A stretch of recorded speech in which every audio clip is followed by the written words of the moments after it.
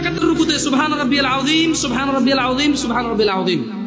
দ্বিতীয় রাকাতের রুকুতে কি অন্য কিছু? সেম।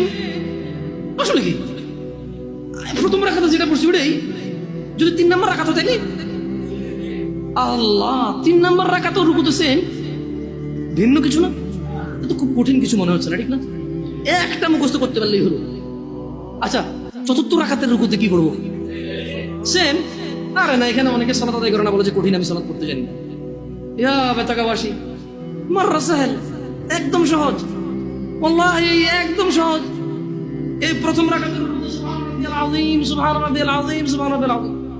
দ্বিতীয় রাকাতেও সেম, তৃতীয় রাকাতেও সেম, চতুর্থ রাকাতেও সেম। মজার কথা হলো ফরজ নামাজেও সেম, সুন্নত নামাজেও সেম, নফল নামাজেও সেম নাকি?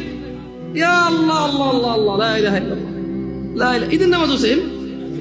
ওয়াল্লাহ ঈদের জন্য স্পেশাল কিছু